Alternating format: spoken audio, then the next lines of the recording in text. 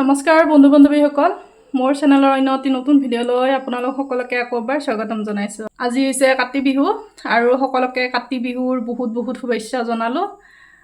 লগতে ভগৱানৰ ওচৰত প্ৰাৰ্থনা কৰিলোঁ যাতে জুবিন গাৰ্গে ন্যায় পায়, আমি অসমবাসীয়ে ন্যায় পাওঁ।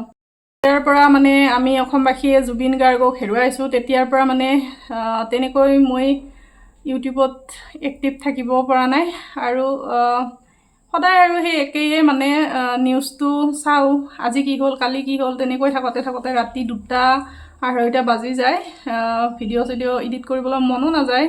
সেইকাৰণে চনাৰ জন্মদিনৰ ভিডিঅ'টো এই অক্টোবৰ মাহতহে দিলোঁ। এইকেইদিন তেনেকৈ পূৰা চিৰিয়েলি ভিডিঅ' আপলোড কৰিবই পৰা নাই। মন বেয়া, সকলোৰে মন বেয়া, ইচ্ছা নাযায় আৰু তেনেকৈ। তথাপিতো আজি কাতি বিহু বুলি আকৌ এটা ভ্লগ ষ্টাৰ্ট কৰি ল'লোঁ। গধূলিয়ে হ'ল এতিয়া আৰু আমাৰ চনাও আছে, তাইও আছে। চাকি থাকি জ্বলালোঁ মই আৰু সেইফালে মায়েও যোগাৰ কৰিছে। আমাৰ এইফালে আকৌ নিয়ম, গোটেই গাঁৱৰ মানুহখিনিয়ে ঠগি ভাঙিব আহিব, তাকে আৰু যোগাৰখিনি কৰি থৈছে। মানুহখিনি অহাৰ সময়ত বাহিৰত দিব তুলসীৰ গুৰত। এতিয়া মই চাকিখিনি জ্বলাই লৈছোঁ, এতিয়া ভাগে ভাগে দিওঁ আৰু এইখিনি। তাকে বোলো ভাবিলোঁ ভ্লগটো ষ্টাৰ্ট কৰিলোঁ, বহুত দিন কৰাও নাই। এইখিনি জ্বলালোঁ। সৰুকৈ এখন থাপনা মই ইয়াতে চাকি বন্তি লগাওঁ। ইয়াতে আৰু সৰুকৈ মই দি দিওঁ। ৰুমৰ এটা কোণত এইখিনি ৰাখিছোঁ মই। ব'লা চনা, অলপমান ভাল পাইছোঁ না? ইয়াত দিলোঁ। ইয়াত তুলসীৰ গুৰত হৈছে কলিঘৰ।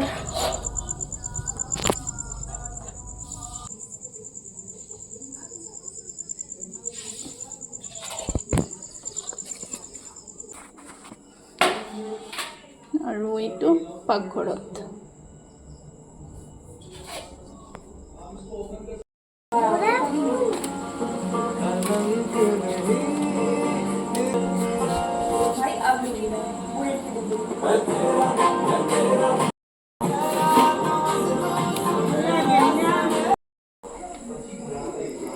এতিয়া আহিছোঁ পাকঘৰত চাহ খাওঁ বুলি। শৰাই ভাঙতে আমি ঠগি বুলি কওঁ আমাৰ গাঁৱলীয়া ভাষাত। ঠগি ভাঙতে বহুত দেৰি হৈ যাব, গোটেই গাঁওখন ভাঙি আহিব। এইবাৰ এইটো মূৰৰ পৰা নাহে বোলে, সেইটো মূৰৰ পৰা আহিব। সেইকাৰণে দেৰি হ'ব আৰু চাহ তাহ খাই লওঁ। খাই আৰু যদি বহুত দেৰি হয় 11টামান বাজে, তেতিয়াহ'লে ভাতৰো যোগাৰ কৰিম আৰু 10টামানত। আজি দেৰি হ'ব ৰখতে। ঠগিখন নিদিয়াকৈ ভালো নালাগে বনাব। চাওঁ আৰু কি কৰোঁ, কিমান দেৰি হয়। এতিয়া আগতে চাহখিনি খাই লওঁ। চাহ বহালোঁ, এইফালে ৰঙা চাহ আৰু এইফালে গাখীৰ চাহ। চাহখিনি সিহঁতক দিলোঁ, দি মোৰখিনি আকৌ লৈ আহিলোঁ। এতিয়া চাহখিনি খাওঁ, গ্লাছতে ল'লোঁ। হৃদয় আমাৰ ঠগি ভাঙিবৰ কাৰণে ৰেডি ওলাই পেলাই। সৰু লগত যাবা বাপৰে, যতে সৰু সুৰা নিব তোমাক। যাওঁ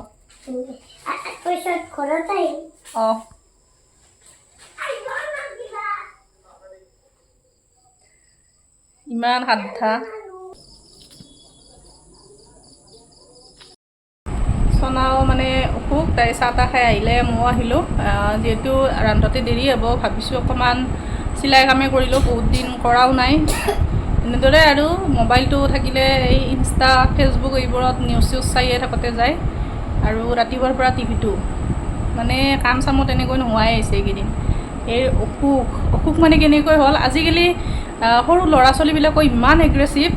তাইৰ কি হৈছিলে, ক্লাছত আমাৰ এইৰ লিখা হওঁতে তাই কলমটো এনেকৈ থৈ আউজি আছিলে পিছৰ বেঞ্চখনত। তাৰপিছত লগৰজনীও আউজি দিলে, কিন্তু কলমটো এনেকৈ ৰখা আছিলে যে তাই লেখা হোৱাৰ পিছত তাইৰ তাত অকণমান লাগাৰ কাৰণে এতিয়া কি হৈছে, তাই খং উঠি গৈছে। তাই খঙতে এনেদৰে কলমটো তাইৰ ইয়াত কঁকালৰ কাষতে মাৰি দিছে। ফুটি গৈছে, একদম নিপটো ভাঙি ৰৈছে। সেই বিষতে তাই এই জ্বৰ উঠি গৈছে আমাৰ চনাৰ। ইমান ভয় লাগি গৈছিলে, কান্দি কান্দি ফোন কৰিছে তাই। আমি গোটেইকেইটা দৌৰি গৈছোঁ কি হ'ল বুলি। এনেতো আৰু সৰু সুৰাকৈ মানে মাৰা মাৰি কিবা কিবি এইবোৰতো লাগিয়ে থাকে, বহী দলিওৱা, কিতাপ দলিওৱা, বটল দলিওৱা এইবোৰ হৈ থাকে, যিহেতু নাজানে সিহঁতে। কিন্তু ইমান ডাঙৰ ঘটনা, এনেকৈ যদি কলমটোৱে দি তাইক মাৰি দিব পাৰে, তেনেহ'লে চুৰি এখন দিলেও তাই নিশ্চয় মাৰি দিব পাৰিব। ক'ব নোৱাৰোঁ আৰু ঘৰত বা কি শিকায় এইবোৰক। আমি ভাবিছোঁ আৰু যদি এনেকুৱা আৰু হয় এবাৰ, তেতিয়াহ'লে ক্লাছ 5ত, এইবাৰ তাই 4ত, ক্লাছ 5 পালে বেলেগ স্কুলত লৈ আহিম।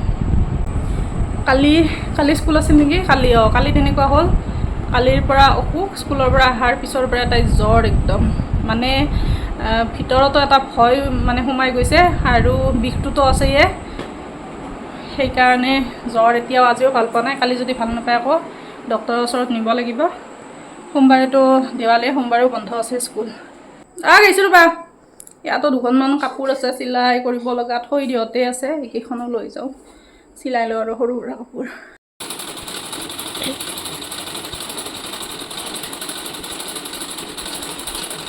চাওঁ প্ৰসাদ।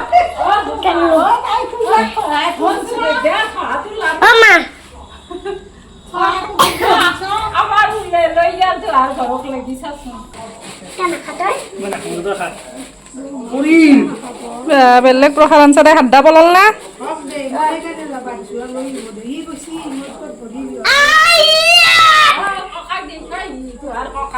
ককাক দেখো না।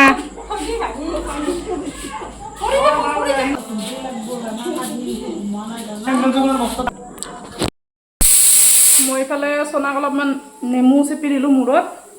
তাই মানে ঔষধ খুৱাই আছোঁ যদিও জ্বৰটো কমাই নাই। আৰু হৃদয় আহি পেলাই প্ৰসাদ লয়, তাকে অলপ খালোঁ। আমাৰ প্ৰসাদ মানে ভাঙিব অহাই নাই, বাহিৰত নিয়াই নাই মানে ঠগীখন।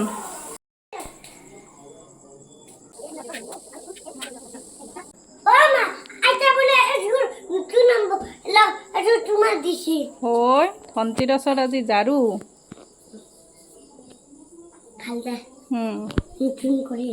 নতুন কৰি আনছি, বঢ়িয়া, থৈ দিয়া।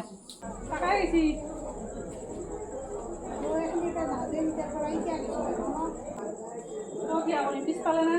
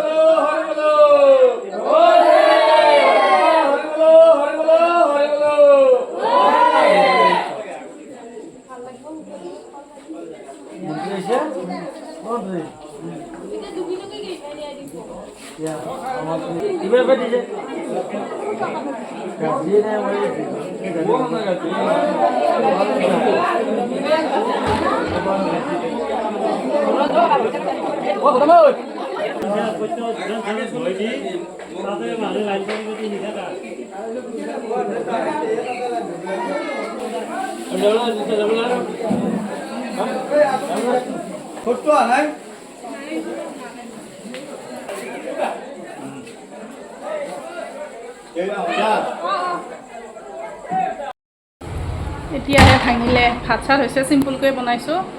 তাইৰো যিহেতু অসুখ, একো খাবও নোৱাৰে। এতিয়া বোলা ভাত খুৱাই আহা, আহা, এটা আনবা নালগে, আহা।